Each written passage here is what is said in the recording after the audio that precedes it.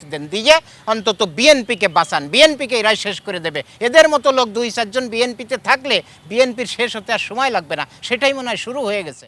গত ৩০/৫/২০২৬ তারিখে কুমিল্লা জেলা পরিষদের প্রশাসক মুস্তাক মিয়া একটা সেমিনারে বা একটা সভায় জনসভায় বলেছেন যে হাসনাত এনসিপির সাংসদ কুমিল্লা ৪-এর সাংসদ হাসনাত আবদুল্লাহ এবং কুমিল্লা মুরাদনগরের বাসিন্দা সাবেক উপদেষ্টা ইউনূস সরকারের স্থানীয় সরকার উপদেষ্টা আসিফ মাহমুদ সচিব ভূঁইয়া, তারা দুইজনে ২৫ কোটি টাকা নিয়ে গেছে। হাসনাত আবদুল্লাহ ১০ কোটি টাকা এবং আসিফ ১৫ কোটি টাকা। এই নিয়ে খুব তোলপাড়ে উনি এমনভাবে বলছে মনে হয় যে টাকাগুলো তারা নিয়ে খেয়ে ফেলছে ওনার জেলা পরিষদ থেকে। এইভাবে বক্তব্যটা দিয়েছেন। দেওয়ার পরে সারা দেশে ব্যাপকভাবে তোলপাড় সৃষ্টি হয়েছে। অনেকে অনেক রকম লেখালেখি করছেন, অনেক মন্তব্য করছেন, অনেক পক্ষ অনেকভাবে বিবৃতি দিয়ে একেবারে সেই জগা খিচুড়ি তৈরি করে দিয়েছিলেন সারা দেশে ৫ মিনিটের মধ্যে, এমন একটা পরিস্থিতি।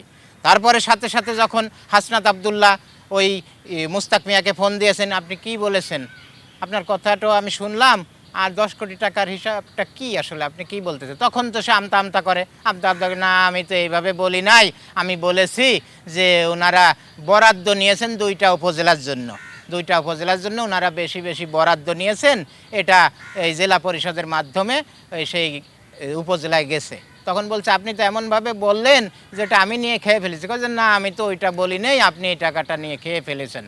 এইভাবে আমতা করে তারপরে তো মানুষ সব বুঝলো, সেই ভিডিও সবার সামনে আসলো, অডিও বক্তব্য সবার সামনে আসলো। আসার পরে মুস্তাক মিয়াও পরের দিন বিবৃতি দিল যে সাংবাদিকরা কাটছাট করে এইভাবে লেখছে বা বলছে, আমি আসলে এইভাবে বলি নাই, পুরো বক্তব্যটা শুনলে বললেন। পুরো উনি ৩৬০ ডিগ্রি ঘুরে গেলেন। হাসনাতের এক মানে সাহসী ছেলের ধমক খেয়ে বা তার সাহসী ওই বক্তব্য শুনে বা তার ফোন শুনে, ফোনে কথা বলার পরেই সেইভাবে ভ্যাবাচাকা খেয়ে গেছে। তা আমি আসলে একটু বলি মুস্তাকের পরিচয়টা। উনি হলো কুমিল্লা বিএনপির সাংগঠনিক সম্পাদক। সারা দেশে যে দলীয় নেতাগুলোকে জেলা পরিষদের প্রশাসক নিয়োগ দেওয়া হয়েছে বিএনপির পক্ষ থেকে বা বর্তমান সরকার পক্ষ থেকে, তার ভিতর সেও একজন। তো এখন আমার বক্তব্য, আমি মাননীয় প্রধানমন্ত্রী বা বিএনপির সভাপতি জনাব তারেক রহমান সাহেবকে বলছি যে মুস্তাকদের মতো অযোগ্য লোককে কেন আপনি এই জায়গায় জেলা পরিষদের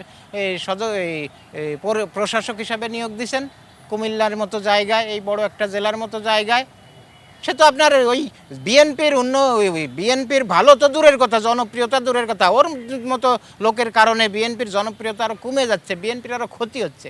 ওর মতো লোককে সরান, ওর মতো লোককে সমস্ত দলীয় পদ থেকে এই অব্যাহতি দেন এবং এই জেলা পরিষদের প্রশাসক পদের থেকে অব্যাহতি দেন, দিয়ে অন্তত বিএনপিকে বাঁচান, বিএনপিকে এরাই শেষ করে দেবে। এদের মতো লোক ২-৪ জন বিএনপিতে থাকলে বিএনপির শেষ হতে আর সময় লাগবে না, সেটাই মনে হয় শুরু হয়ে গেছে।